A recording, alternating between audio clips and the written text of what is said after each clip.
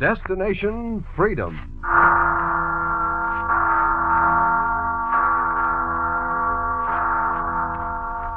Listen. It's the Freedom Bell. Aye, the Freedom Bell, my friends. And this is Paul Revere, called back from the shadows by the sound of the Freedom Bell to cry again a warning that the price of freedom is eternal vigilance.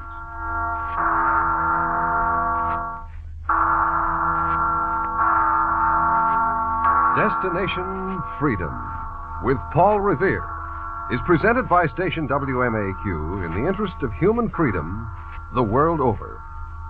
Paul Revere is a symbol of warning, ready to ride down the skies to shout an alarm. His destination, now and forever, freedom. Aye, our destination is freedom, but there are other men who desire power so much that they're willing to enslave other men to achieve their sordid ambition. Do you know about the Golden Circle? An evil organization.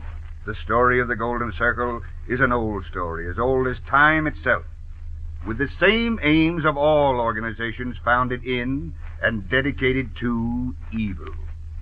Some men always try to dominate and rule other men, and so evil organizations germinate and grow. But men who want to be free fight back, and most often win. Listen, and I'll tell you how freedom-loving men defeated the evil aims of the Golden Circle.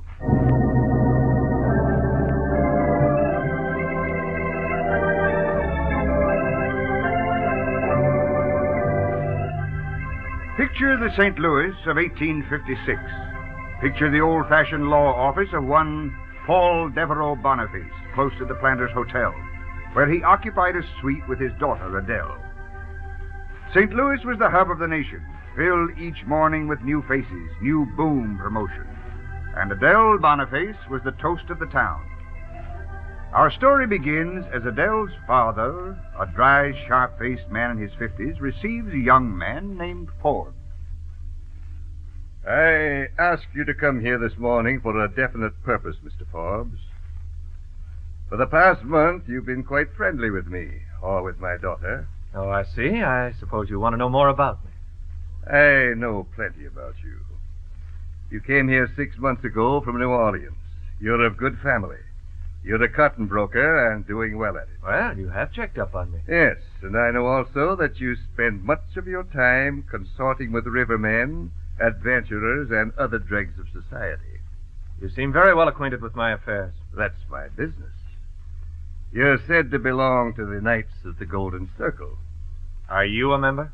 Heaven forbid. If I knew the secrets of that society, I'd put it behind bars where it belongs. You? Alone? Just how would you do that, Mr. Boniface? That's also my business. Forbes, this country is filled with lawless men. From north and south, from the western frontier, from everywhere. Yes? Along this river could be raised an army of desperados that could storm the gates of the devil himself. It's been raised already. I intend to fight this secret society. It's a menace to the welfare of this country. A hideous menace. You take it and yourself too seriously, perhaps. The Golden Circle, sir, is a military order aiming at the conquest of Mexico. No one knows just who belongs to it and who doesn't. You're newly arrived from the East, a Yankee. Well? Well, even an abolitionist should have sense enough to know he can't fight the Golden Circle without being picked up dead some morning. As was your cousin, Lieutenant Anderson of the United States Army? You'd better explain yourself, Mr. Boniface.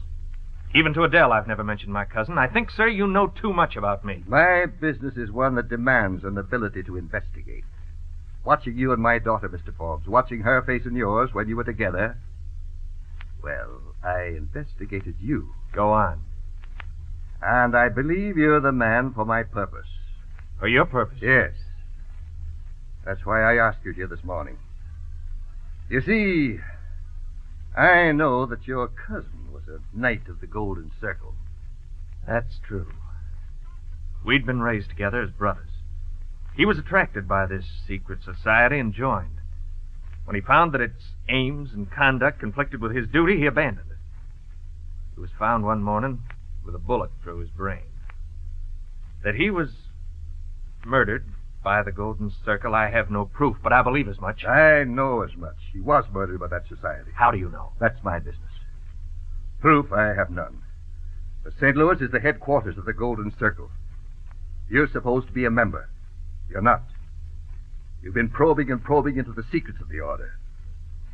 Now I want your help in my fight against it. I'm glad you've been so frank, sir. I'll be equally so. Yes, I've tried to run down my cousin's murderers, but I've failed. I've given up the thought of vengeance. You can still more powerfully avenge it on this entire accursed society. No, sir, you overestimate its strength. True, it spreads terror in limited ways.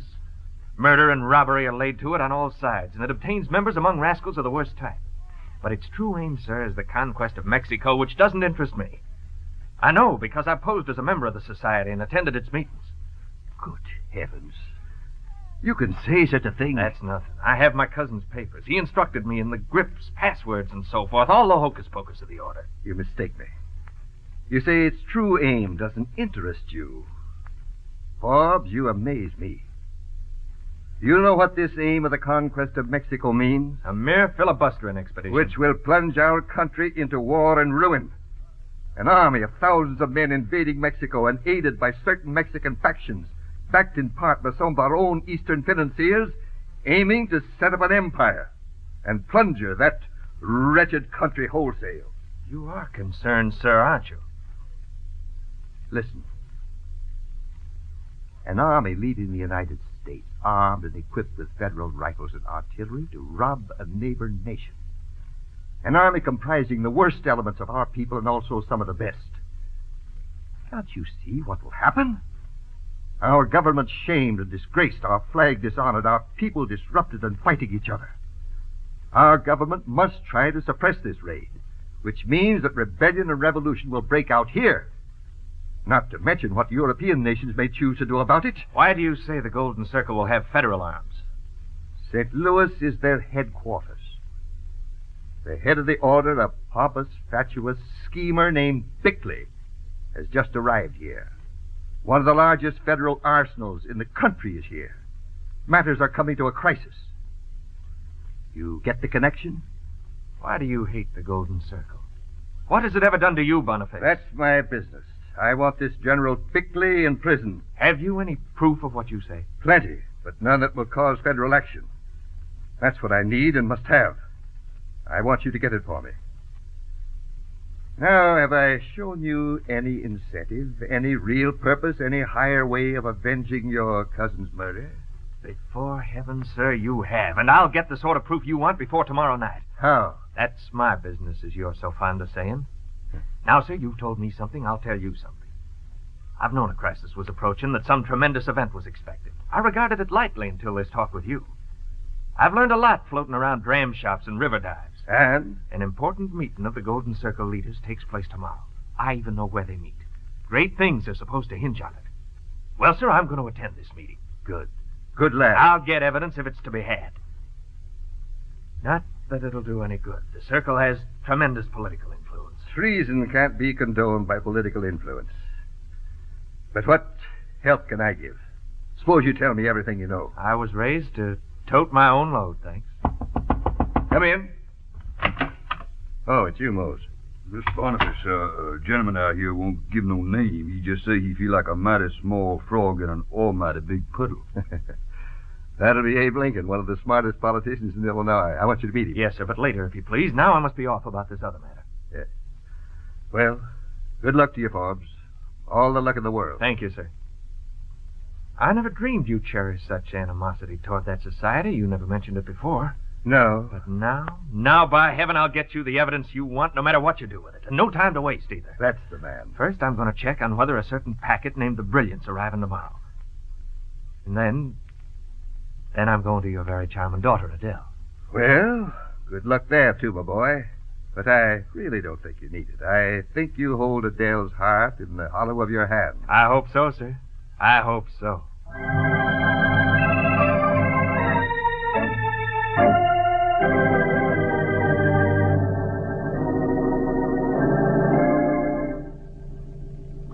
Randy, you're just in time. Hello, Adele. Mr. Forbes, I want you to meet General Bickley.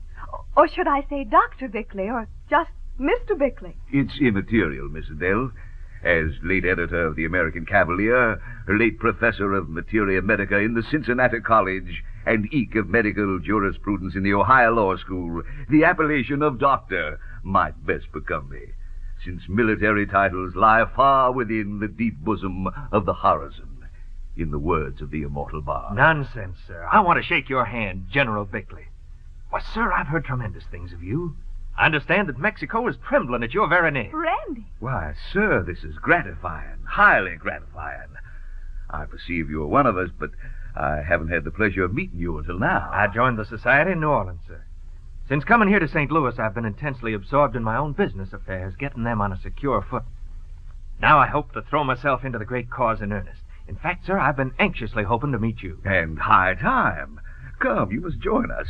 Miss Boniface, with whose worthy father I'm acquainted, has kindly offered to take me for a drive.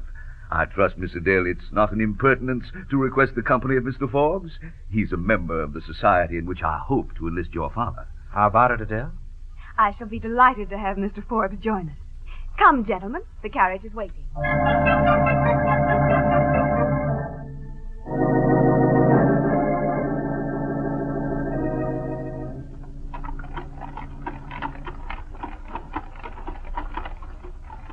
The present distracted condition of Mexico is deplorable. Certain factions there will welcome a determined, practical, able body of men versed in finance and government. The rewards will be vast, and I may say success is assured. But, General Bickley, would our government allow such an expedition? Their consent is quite immaterial. We have the support of powerful Eastern interests. I'm exceedingly happy to have won the interest of your father, Miss Adele. He strikes me as a most able citizen. He should occupy one of our higher offices, some of which are still awaiting the right men. Oh, it's wonderful.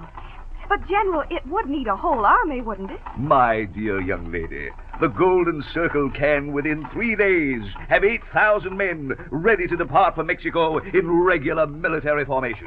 And at Veracruz, 30,000 Mexicans wait to join our standards. Oh, that's marvelous. It really is. Well, here's my hotel.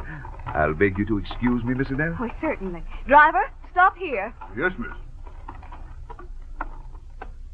Mr. Forbes, you had something to say to me. I would like to see you in private later, sir. I have something of the highest importance to impart to you, General. This evening, Mr. Forbes. 8 o'clock at my rooms here at the Choctaw House, if that suits your convenience. Perfectly, sir. Very well. I'll expect you. Good day, General Bickley. Driver, back to the Planters Hotel immediately. Yes, miss. Right away. So, Adele, you're aiding and abetting your father's private war, eh? Well, what are you talking about, Randy? Never mind any pretenses, Adele. Don't you know I had a frank talk with your father this morning? I haven't seen him. He's been very busy. Randy, Yes, darling. you're not really a member of that society? Why, of course not, dear. Of course not. Oh, how relieved that makes me feel. But I will have to ask you to break our engagement for this evening. All right, if you wish it. But, Randy, what a shock you've given me. Shock? Yes. How you made Bickley think you belonged to the order, I don't know. But please don't take any risk. Not a chance. Now I can see why you've been stirring my jealousy of late by your talks with various gentlemen. But why? Your father wouldn't say why he has such animus against the Golden Circle. Has it done him some injury? I can't tell you that. Ask him. Yes, I have tried to get information about the society, but I've gained nothing definite. Well, I'll supply that lack in short order. Family plot. The 3 of us against the 8,000 Knights of the Golden Circle, eh? Sounds like a fairy tale. Well, here we are. May I come in? No, my dear, please don't. I'm upset by finding you in this. I beg you, if you love me, take no risks. You know how dangerous all is. There's not an atom of peril, I assure you. Here, let me help you down from the carriage. Thank you, my dear. No. Don't take your hand away. Why, Randy? Behold. I salute it with my lips. Randy. The minute you get to your room, kiss that spot and think of me. With all my heart, Randy. With all my heart. But be careful tonight when you meet General Bickley.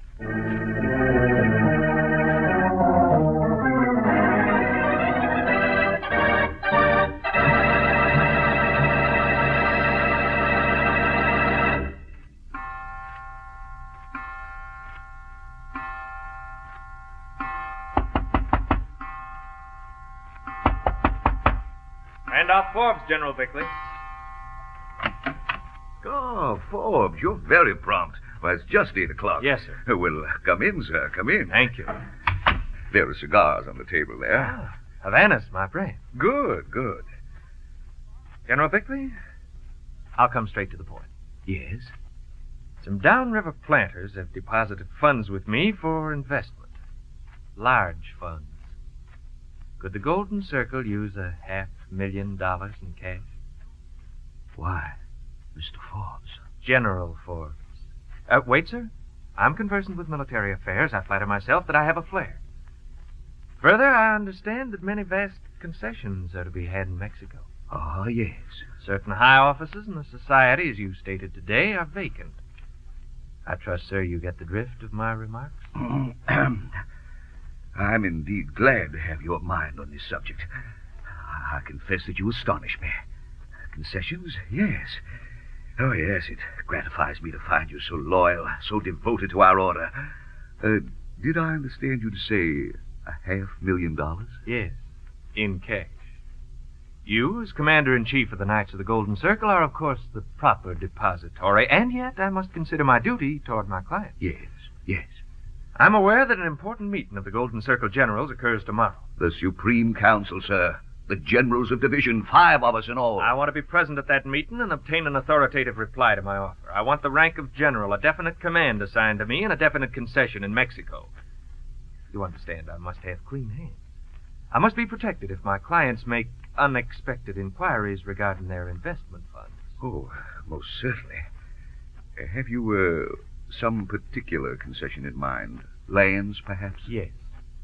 For example, the gold and silver mines of San Luis Potosi are famous for their wealth. A share, perhaps, in some such enterprise? Excellent, excellent. Suppose I offer you 10% of the stock in my company that controls not only those mines, but a mining monopoly. Done with you. A very generous officer. Let's give our grip on it, shall we? Of course. Ah, you are one of us. Yes, of the inner circle. Now, if you like, it'll give me great pleasure to issue your appointment as General of the Brigade here and now. This is Friday. Are you aware that we plan concerted action for Sunday week? I've heard rumors. You're prepared to join definitely in such action? Of course, sir. I'm putting in services as well as money, I trust. Excellent. Do you know General Smith, commander of the St. Louis Division? No. I've attended 1 or 2 local meetings, no more. You'll meet Smith tomorrow on board the Packet Brilliant at 3 tomorrow afternoon. You're most kind, General Bickley. Now, I should say, as regarding the transfer of funds, that as tomorrow is Saturday, this can take place Monday morning at the bank. A mere signing over of a check, of course. Admirable. And here's your commission. Signed, sealed, and delivered. Oh, one thing more. You're acquainted with Miss Boniface and her father? Yes, slightly. He seems to me valuable. Now, has he ever indicated any interest in the Golden Circle? I think he can be approached, yes. Good. Tomorrow night I go to his office to see a man from Illinois. Perhaps I can see Mr. Boniface after. Why not? But who is the gentleman from Illinois? A man named Lincoln.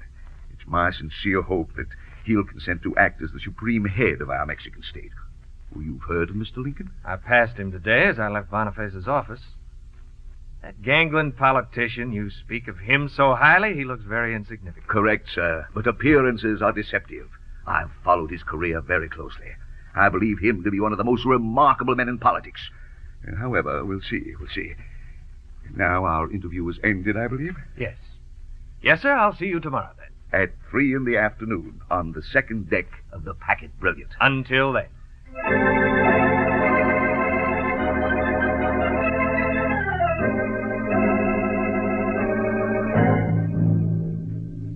Gentlemen, allow me to present General Forbes. General Forbes, I greet you in the name of the Supreme Council and tender you the gratitude and approval of our society.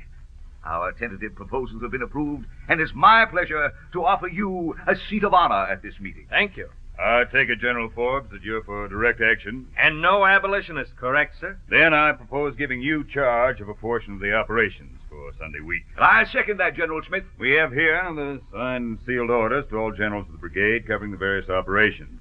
The isolation of the city by seizure of the wires and railroads, the taking over of every waterfront craft and packet, the occupation of the arsenal, and so forth. We shall have 3,000 men available.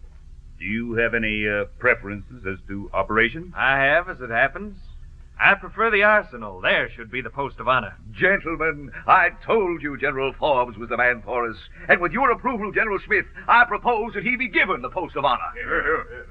Here's the commission, General Forbes, with my congratulations. I had intended the post for myself, but I yield to you gladly. You'll find every detail covered, the meeting place, the general orders, the particular duties of the regimental commanders under you. This will serve as your authority. 500 men have been allotted to the seizure of the arsenal. Amply sufficient, we believe. I trust so. Allow me to satisfy myself on one point. Yes? With the seizure set for Sunday, there should be little and no resistance. But if there should be resistance, I don't see this as any child's game. If I order my men to shoot, to kill... You may trust them to obey, sir. That point is well covered in your oath to the society and theirs. There are contingencies in mortal affairs when a few men must die for the general good. This point has arisen more than once in the history of the Golden Circle. Yes, we've had to execute 4 men in the past 6 months in Memphis alone. By heaven, it's time we got to action before treason can break out of too many places. The government's getting curious, too. We may dismiss government curiosity as a menace. You gentlemen are responsible for events here and downriver. I leave Monday afternoon for New Orleans. Every ship in the port of New Orleans will be in our hands a week from Sunday. The wires will be seized or cut at all other river points. I give you 4 days at the outside to load arms, artillery, and men, here and at the points downriver, and to reach New Orleans. The entire army will be away from New Orleans and probably landed in Mexico before the government can take the least action. What about the warships at New Orleans? None are there now. None are within reach of the place. And my friends in Washington inform me that no warships will be ordered to New Orleans until we are well away. I trust you're satisfied, gentlemen. Yes, absolutely. And tonight, gentlemen, in Boniface's office, I lay our proposition before Mr. Lincoln of Illinois.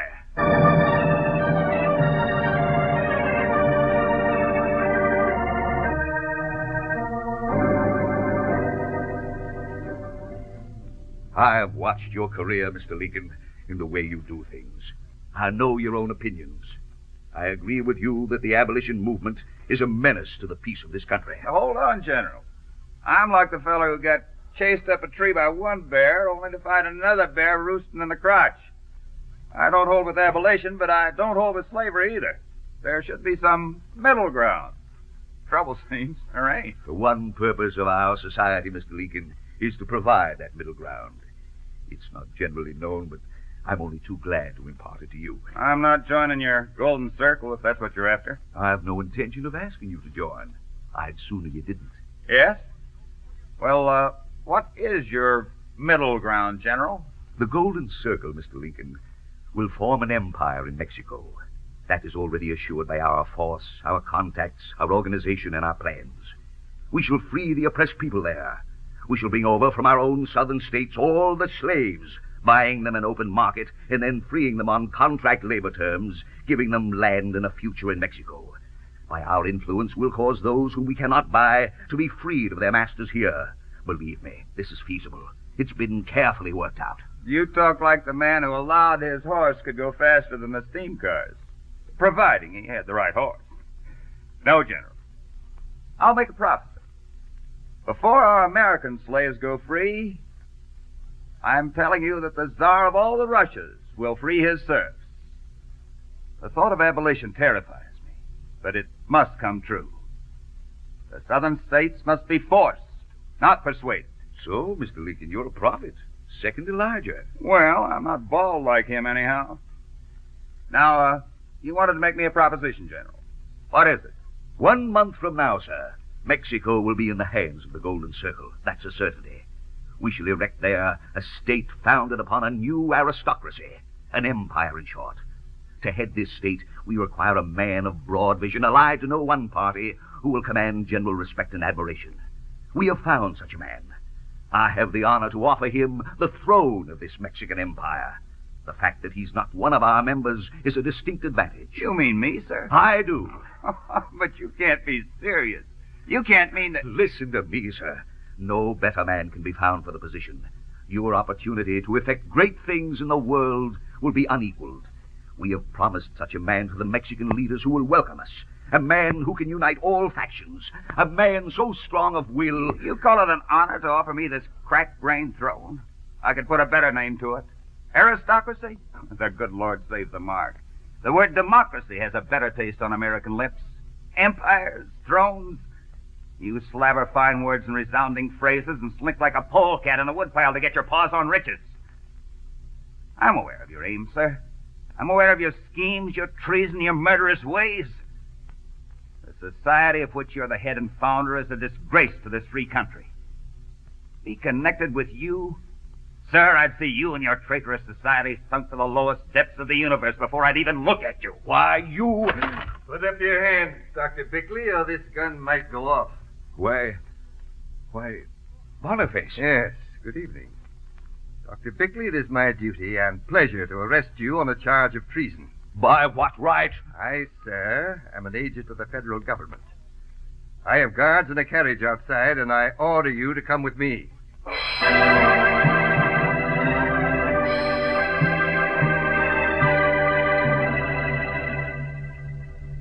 Well, Bickley's behind bars, Forbes. Thanks to you and Mr. Lincoln. Thank you, sir, for the opportunity of avenging my cousin. Not at all. And please accept my heartiest congratulations. I'm proud, sir, proud that you and Adele are to be married. But I'm also afraid, Forbes. You know what this means. You'll have to offer testimony against these men. And from that day, your life won't be worth a cent. Nonsense, Boniface. This rascally crew will never dare to hold up their heads again. With their leaders in prison, the whole thing will fall to pieces like a house of cards. You'll see, sir. You'll see.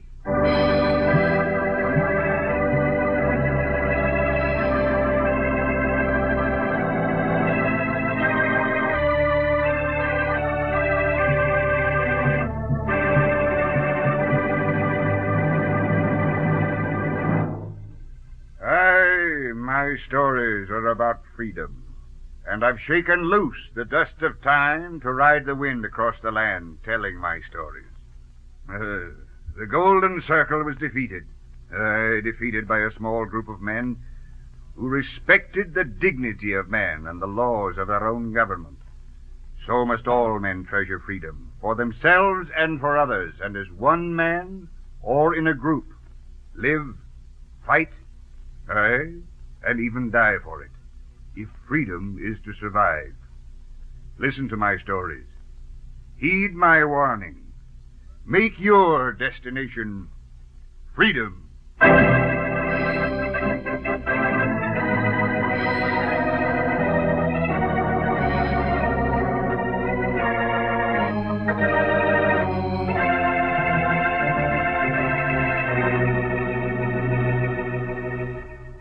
Paul Revere, portrayed by Maurice Copeland, will return next Sunday to narrate another chapter in the story we call Destination Freedom, presented by station WMAQ in the interest of human freedom the world over.